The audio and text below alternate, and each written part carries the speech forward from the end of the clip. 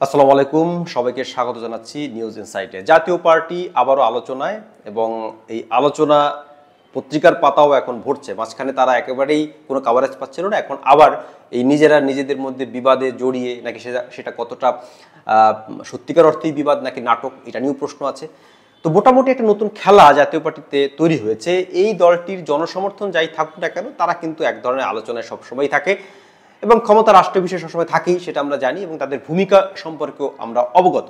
নতুন যে আলোচনা সেটা হচ্ছে জিএম কাদের, সাবেক স্বৈরশাসক হোসেন মোহাম্মদ এরশাদের ছোট ভাই, তিনি এখন এই দলের একছত্র নিয়ন্ত্রণ হাতে রাখতে মরিয়া, যে কারণে তিনি এখন অনেক নেতাকেই বহিষ্কার করছেন এবং বহিষ্কার পাল্টা বহিষ্কারের একটা খেলা চলছে। এবং এই রাজনীতি আমরা বলি না শেষ বলে কিছু নেই, তো সেই শেষ বলে কিছু নেই যেটা, সেটাই এখন প্রমাণিত হচ্ছে। জিএম কাদেরের ঘনিষ্ঠ লোকজনই এখন তার বিরুদ্ধে দাঁড়াচ্ছে। এর মধ্যে মুজিবুল হক চূন্য রয়েছেন, যিনি তার মহাসচিব ছিলেন এবং এক সময় একেবারে খুবই গলায় গলায় ভাব তাদের মধ্যে ছিল। এখন তারা মুখোমুখি একটা অবস্থান নিয়েছেন। জিএম কাদের সর্বশেষ যে ঘটনাটি ঘটিয়েছেন সেটা হচ্ছে পার্টির অন্তত 3জন নেতাকে তিনি অব্যাহতি দিয়েছেন। এর মধ্যে 3জনই সিনিয়র নেতা, মহাসচিব সহ। একজন হচ্ছেন আনিসুল ইসলাম মাহমুদ, তিনি কো চেয়ারম্যান। রুহুল আমিন হাওলাদার, তিনিও co chairman, senior co chairman in fact দুজনই, এবং মহাসচিব মুজিবুল হক চূন্য। এবং এই 3জনকে অব্যাহতি দিয়ে তিনি ব্যারিস্টার শামীম হায়দার পাটোয়ারি তাকে মহাসচিব নিযুক্ত করেছেন, নিয়োগ দিয়েছেন। দর্শক, নিয়োগ দিয়েছেন শব্দটা আমি বলতে চাই, জাতীয় পার্টি এর আগেও নিয়োগ দিত, এখনও নিয়োগ দিচ্ছে। ইনফ্যাক্ট বাংলাদেশের ম্যাক্সিমাম রাজনৈতিক দলই নিয়োগ দেয়, তারা কিন্তু নির্বাচিত হয় না। দলের মহাসচিবকে কিন্তু দলের চেয়ারম্যান বা সভাপতি কি তার অব্যাহতি দিতে পারেন? একটি গণতান্ত্রিক রাজনৈতিক দলে নেতৃত্ব, প্রতিটি নেতৃত্ব নির্বাচিত হবে তাদের যে সদস্যদের ভোটে, মানে ভোটাভুটির ব্যবস্থা থাকতে হবে, দলের মধ্যে যে নির্বাচনী ব্যবস্থা সেটা থাকতে হবে। কিন্তু জাতীয় পার্টিতে হচ্ছে নিয়োগ দেওয়া, মানে আপনি ধরেন আপনি একটা প্রাইভেট লিমিটেড কোম্পানি দিলেন, হয়তো সেখানে আপনি কোনো কিছু বিক্রি করেন, তো সেখানে কাউকে আপনি ম্যানেজার নিয়োগ দিলেন এবং সেই ম্যানেজারকে আপনার পছন্দ হলো না, তাকে আপনি অব্যাহতি দিয়ে দিলেন।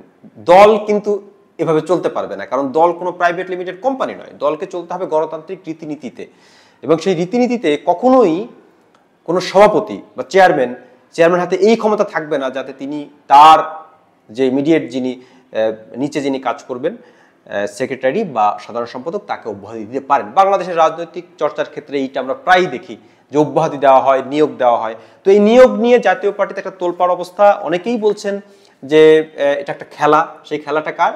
জিএম কাদের নতুন একটা খেলা শুরু করেছেন। এবং আবার এর একটা ভিন্ন অ্যাঙ্গেলও আছে। অনেকে বলছেন জাতীয় পার্টি যেহেতু আলোচনায় নেই, আলোচনায় থাকার জন্য তারা এটা করছে। এখন এই যে নিজেরা একটা পাতানো লড়াইতে তারা লিপ্ত হলো, ভোট তো নাই, জনসমর্থন তো সেরকম তাদের নেই, কিন্তু এখন তারা এই যে নিজেরা বিবাদ করছে বা বিবাদের নাটক করছে, এতে করে গণমাধ্যমে অন্তত তারা একটা কাভারেজ পাচ্ছে, কারণ তাদের কথা কেউ তো ওইভাবে গুরুত্বপূর্ণ মনে করছে না। জিএম কাদের এই সাবেক সরকারের পতনের পর নতুন সরকার দায়িত্ব নেওয়ার প্রেক্ষাপটে তিনি অনেক কথাবার্তা, গরম কথাবার্তা বলছেন একটু টিকে থাকার জন্য। যখন কোনো দল ব্যর্থ হবে, যে প্রক্রিয়াই হোক না, কারণ নির্বাচন হোক কিংবা নাগরিক অভ্যুত্থানের মধ্য দিয়ে হোক, তখন সেই দলের নেতৃত্ব তো ক্ষমতায় থাকার নৈতিক অধিকারই থাকে না, কিন্তু উনি কিন্তু এখনো বহাল আছেন। বাংলাদেশে কোনো রাজনৈতিক দল রাজনৈতিক ব্যর্থতার দায় নিয়ে সেই দলের নেতৃত্ব ছাড়ে না, এটা বাংলাদেশের ইতিহাসে নাই। তো জিএম কাদেরও সেরকমই নয়। একসময় উনি খুব দারুণ কথা বলতেন, আমরা মনে করতাম যে হয়তো বা ওনার ভিতরে কিছুটা হলেও ব্যক্তিত্ব আছে। তো সর্বশেষ যে ঘটনা ঘটেছে, আমরা একটু গণমাধ্যমের খবর থেকে পড়ে নিতে পারি। এখানে এই 3জনকে, আনিসুল ইসলাম মাহমুদ, রুহুল আমিন হাওলাদার এবং মুজিবুল হক চূন্যকে অব্যাহতি দিয়ে শামীম হায়দার চৌধুরীকে তিনি মহাসচিব করেছেন।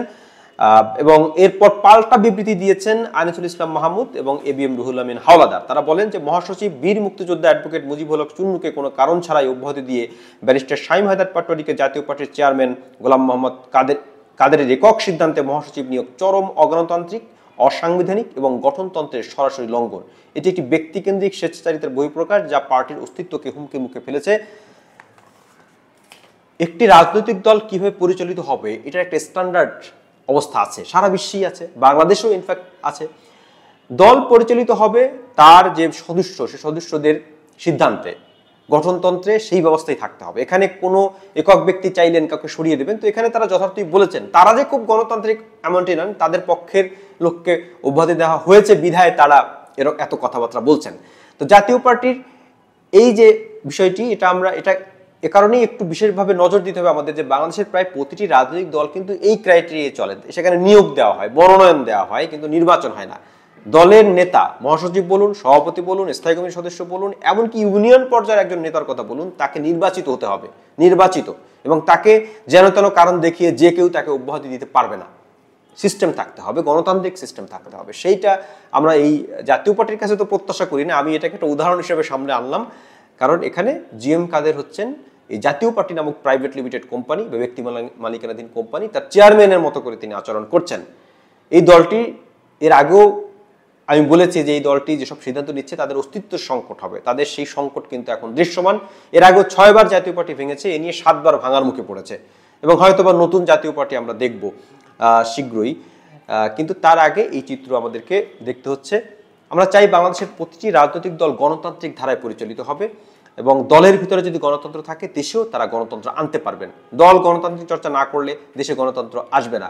জাতীয় পার্টির এই বিষয়টা নিয়ে শেষ কথা হলো যে তাদের এটা কি পাতানো মনে হতে পারে যে দেখো আমরা নিজের একটা বিবাদ বিরোধ করি, তাতে করে একটু গণমাধ্যমে স্থান পাবো, এটাও হতে পারে। আবার জিএম কাদেরের নতুন কোনো খেলা হতে পারে তার পদে থাকার জন্য, যে তিনি এই অব্যাহতি দিয়ে সবাইকে সরিয়ে দিয়ে তার নিজের ঘরানার লোকদেরকে সামনে রেখে হয়তোবা দলের একটা চেয়ারম্যান পদ তিনি ধরে রাখলেন। বিরোধীরা এখন আর কি করবে, নতুন কোনো দল বা জাতীয় পার্টিকে ভেঙে আলাদা কিছু তারা করার চেষ্টা করতে পারেন। জাতীয় পার্টির জন্য এটা আমভাত। এখানে এই দল ভাঙাভাঙি, তাদের থেকে দল ভাঙাভাঙি কেউ যদি শিখতে চায় তাহলে সেটা জাতীয় পার্টির কাছ থেকে শিখতে হবে। আমরা আশা করি অন্যান্য দল এ নিয়ে শিখবে এবং বাংলাদেশের প্রতিটি রাজনৈতিক দল গণতান্ত্রিক ধারায় পরিচালিত হবে। দর্শক, আজ এ পর্যন্তই। সবাই ভালো থাকবেন, কথা হবে নতুন কোনো ভিডিওতে।